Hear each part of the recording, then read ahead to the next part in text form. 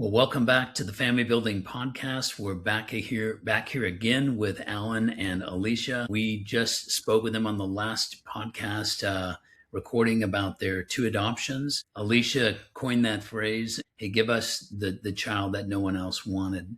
And so this is a great, encouraging story about people that are called the children who don't have any choice in utero.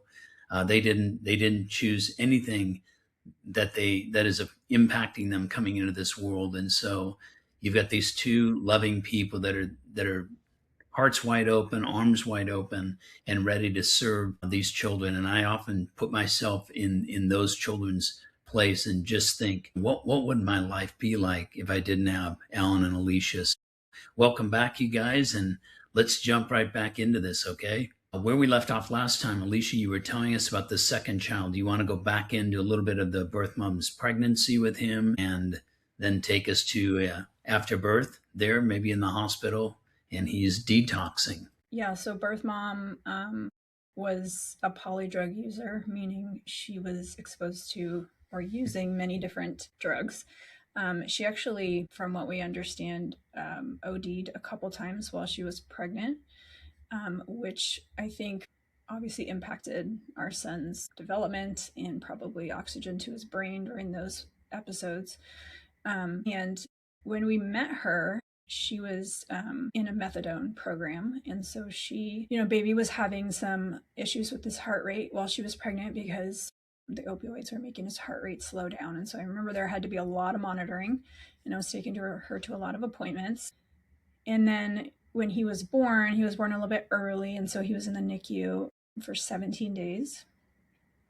And it was quite a roller coaster of withdrawals and symptoms, and we tried to be there with him pretty much 24/7, taking shifts. And I tried to do all the skin to skin that I could do, and I really did my research because obviously we had been through this before, and I really dove into everything I could, all information I could find about neonatal abstinence syndrome and how to best help him through this period and everything.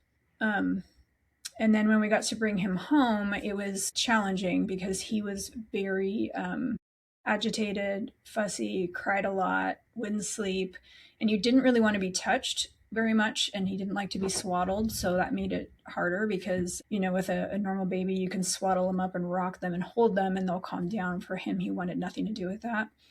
So I personally had a pretty hard time bonding with him because he didn't want to be held, and that's really hard when you're a new mom trying to bond with a baby. He had struggles eating too, so he had a hard time coordinating, and so he had to be fed on his side so he wouldn't choke. And so I ended up taking him to all these different doctors, and the regular pediatricians would say, oh, it's colic, change the formula, do this, do that. And I was like, that's not what this is. This is different. There's something wrong. And I probably saw 10 different specialists of every kind. Nobody, I don't know if they just didn't take me seriously or if they just didn't know what to do for me, but either way, they weren't helpful. And so I can't remember quite how I found her. I think I found her through a pediatrician friend, where I was trying to find, I said, there has to be someone who understands neonatal abstinence syndrome specifically, because the regular pediatricians didn't. And she referred me to this one doctor. She used to work at Chalk, and I think she was there for like 20 plus years and had a lot of experience with drug exposed babies. And I ended up finding her. She's in private practice now. She had left the hospital. And I went in to see her and thinking that she could help me. And he's with me in the baby carrier, and he's asleep through probably the first half of the appointment. And I'm telling her what's happening, and she kind of was dismissive. She didn't really seem like she believed me. And then he woke up halfway through the appointment, and she said, okay, well, now that he's awake, let me examine him. So she puts him on the exam table, and he immediately goes into the screaming and all the things. And she turns to me, and I'm thinking at this point, she can't help me either. And she turns to me and she says, he's still in withdrawal. And I was like so confused by that because as a nurse, I'm like, that doesn't make sense. He's been off opioids for 4 months at this point. He was 4 months old at that time. He was 6 months old at this time, but he had been off opioids, for months. What is the specialization of this doctor that you look so hard for? She was a pediatric neurologist. Okay, And is it I think if she hadn't been at Chalk, she wouldn't have been familiar with this. But because Chalk is such a high level NICU, she saw a lot of it when she was in practice there. in Chalk is for those, it's Children's Hospital of Orange County, CHOC. Yeah, so you've been going to doctors for about 6 months, and is it your recommendation, you guys, that someone who's had a child that might be, and tell us on neonatal abstinence is the term that you're stating, correct? Yeah, so that would be their diagnosis after birth. And it just means that the definition. Can you give us a definition of that? Yeah, so it's NAS so in the hospital you'd hear it called NAS, which is neonatal abstinence syndrome, and it just classifies the symptoms that come when the opioid or whatever the drug is removed from the baby. So that it's just a fancy way of saying withdrawal in a baby. So they have a whole protocol for it in the NICU, of how they manage it.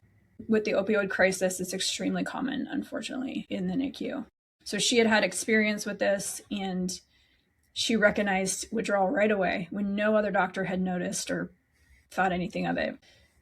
And I was just baffled because I remember thinking, I don't know how that's possible. He's been off opioids for so long. And she explained to me, and it all made sense when she explained it to me, that in utero, his brain didn't have a chance to develop as much as it should have, to where when he came out into the real world, he had a really immature brain and sensory system, and he couldn't handle anything that was happening out in the environment, which explains why he didn't want to be touched and all of those things. And so she said his brain is just firing like crazy, and we need to help calm everything down so that his brain can mature and catch up to being outside the womb. So she ended up putting him on seizure medication, to help, and it immediately calmed him down probably by 50%. And at that point, at 6 months old, he was not testing through a regional center as a newborn still. So he wasn't really making much eye contact. Didn't have many purposeful movements. He wasn't smiling. He wasn't meeting any milestones. And once we had the seizure medication on board, he was able to engage for the first time. And he was able to participate in therapies, and actually would like reach for things and smile at us. And we started finally seeing some breakthrough. And so he only stayed on those for about 4 months before we were able to wean him off. And he's had some challenges. So about that point, he's about 10 months old, correct? 10 months. Yeah. And the adoption process, typically, in most states, there's a 6 month sort of observation period, but at or about 10 months, you're starting to wind up and starting to move towards finalization. But there was also an application that was being made for benefits called adoption subsidies, or otherwise known as AAP, Adoption Assistance Program Benefits. And so that was being sought for this child at that same time through the agency adoption that we were doing with you, correct? Yes. And so once that was funded, then you could finalize the adoption. So, but still, you're 10 months into this, and you're kind of just getting traction with this child in terms of, let's call it, the bonding process. Is that fair? Yes. Go Bonding ahead. process. Yeah, the bonding process is very hard for me. He kind of came into the picture. We had kind of like a calm home, and he came into the picture, and it was like everything exploded, and it changed our whole dynamic and our whole house, and our whole just atmosphere.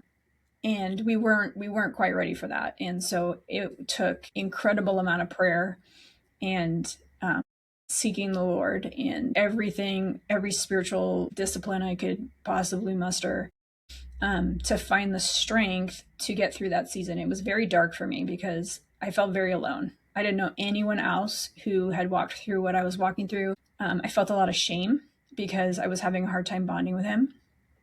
And I thought, what a horrible person I am that I can't just fall madly in love with this child, who's been through so much. But there was a journey that God was taking me on to heal my heart. too, so that I could then fully give love to him, and same with him. We've been on a journey together. So yeah, that was a very challenging time. And I think because I was with him 24/7 and he was at work. And so I was dealing with the screaming all day long. And so it was a very, very hard first year of life for I us. remember you telling me, Alicia, that while you were somewhat vacillating and wondering if you would even be able to complete the adoption, that Alan was steadfast and just didn't budge in his commitment to continue to parent this child. Is that an accurate statement, Alan? Yeah, I mean, for me, it was um, uh, it weighed a lot on us. It definitely put a wedge between us with constant getting up at night. It's like, yeah, newborn, whatever. You're kind of used to it for 6 months or so. Even 8 months, but for him, it was like, I mean, I think it was a good solid year and a half of almost, you know, constantly getting up 2 or 3 times a night.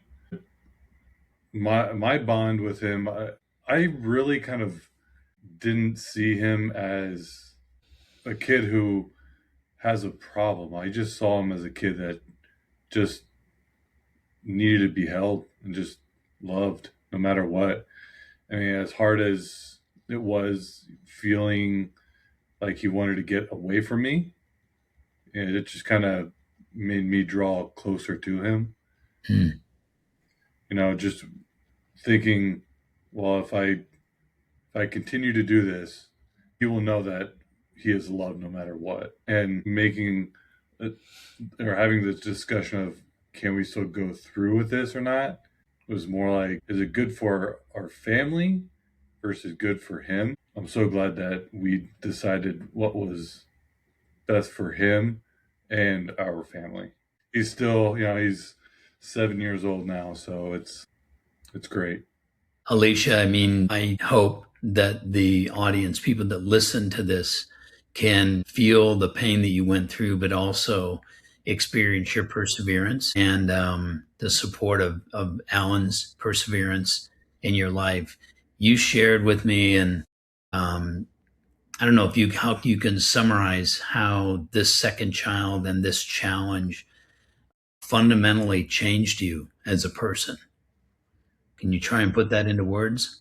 Yeah, I think there's two major ways that it changed me. And the first being that, and I think children in general do this to us, is they shine a light on all the broken parts of us to where they become really obvious and you need to deal with them. And I think that's what was happening to me. I think I had some trauma around rejection that was getting really triggered because he didn't want anything to do with me. And so I was feeling rejected. So then I wanted to reject him back. And it was this dynamic going on where he was he was already rejected. It was this whole thing. And God was like, I'm glad this is coming up. So now we can deal with it. And so I had to do a lot of healing around that for myself to get my heart to where it could love him no matter whether he rejected me or not. I think that was one of the big ones. The other big one was that through his adoption, I learned to hear God's voice for the first time. And I don't know how many people listening to this actually know that you can hear God's voice, but you can. He's speaking all the time. But I remember we were trying to decide if we were the right family for him. And I was praying with a friend, and I didn't know I could do this, but she was like, go ahead and just ask him. And I'm like, just ask him. It's like, just ask him. I said, okay, God, where is he supposed to be? And I heard clear as day. I heard he's supposed to be with you. And I told my friend, and she said, I heard the same thing. And I knew with every ounce of my being that that was God, because it was the opposite of what my flesh wanted to do. My flesh was like, this is not going to work, run. And God said the opposite. And so I knew it was him. And I was like, okay, that was not me. And I decided in that moment, okay, I'm going to be obedient. This is not fun for me. I don't like this. This is not anything what I pictured it was going to be, but I'm going to be obedient. And I remember I keep having this, God's reminding me right now of our actual finalization hearing. And you remember we stood outside the building after we signed paperwork and everything, And you prayed over us. And I just was like, I believe that the minute we said yes, when we didn't want to do it, but God said yes, and we said yes in obedience, that he was going to redeem the whole thing, and he was going to make everything right, and he was going to heal him and all of these things. And I still believe all of that.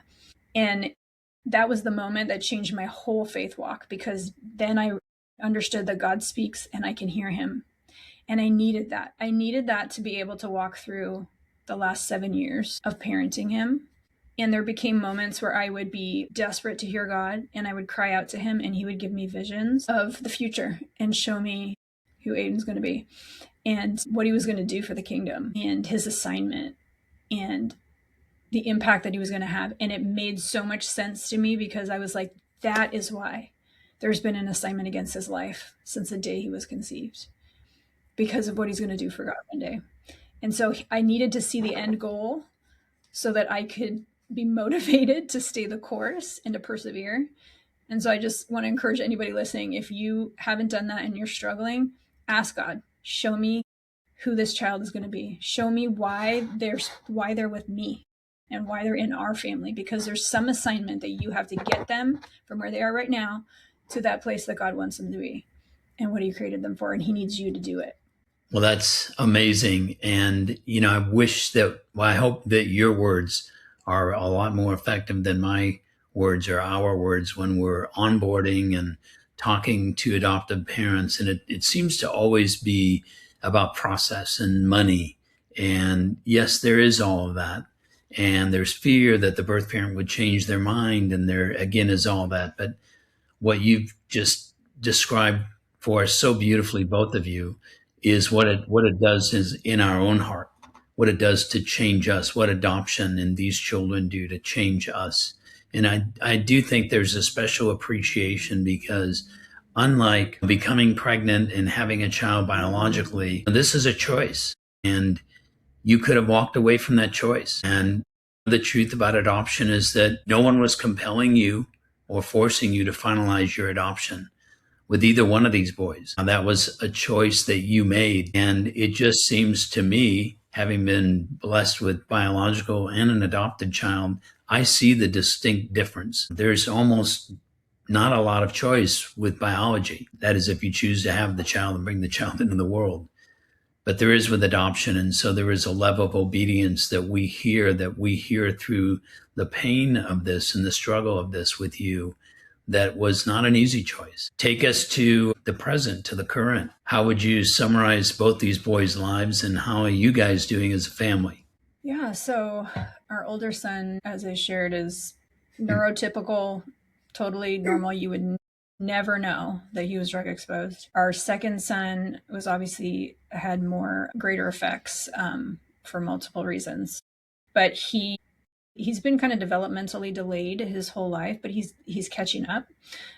He has been diagnosed with autism, and he's in a special needs program at school. He's got some ADHD that we're dealing with as well. But he's gone from that kid who didn't even want to be touched to super affectionate. Like, he just wants huggies. He calls them, I want a huggy all the time. Yeah. Puppies and huggies. So I think I credit that to Alan's perseverance of like, I'm going to keep being affectionate no matter whether you want it or not, turning him around to like, he didn't even want to, I remember when he was little, he didn't even want to hold our hand. And I think it was sensory. He just didn't like having his hand held. And now I can't walk anywhere without him grabbing my hand. So God has done an amazing work in him, in healing him, in us, to where our family, it's funny, I think about the fact that like there's 4 of us in the family and not one of us is biologically related to the other, not one. And how beautiful that is, and we get to talk to our boys about their birth moms, and we pray for their birth moms, and we remember their birth mom day, and we remember what we call Forever Day, which is the day that they were finalized, and we celebrate that together. On their birth moms' birthdays, we celebrate their birth moms. We talk about them, we show them pictures, and they don't fully understand the whole thing yet. And I love the fact that because you speak about it in such a positive way, they're actually really proud. At least the older one is. I don't think that Aiden understands quite yet, but the older one is very proud that he's adopted. He likes to tell his class all about it and kind kind of brag on the fact that he was adopted. God's redeemed all of it. Well, that's great. We've been so honored to walk through this with you, and I haven't stayed as connected as we once were. So it's been so fun to just catch up and hear how you're doing, and just see the impact that it's had on you and the world around you. And you start wondering the impact of these boys' lives on all of your friends and relatives and church family, etc. And it's been transformational. It's been so much bigger than just what we thought adoption was when we first met that many years ago. So we want to thank you for being here again. Thank you for sharing this story. We hope you and the audience are encouraged, not discouraged, that love never fails. And this is a great example of it. We'll see you all on the next podcast. Take care.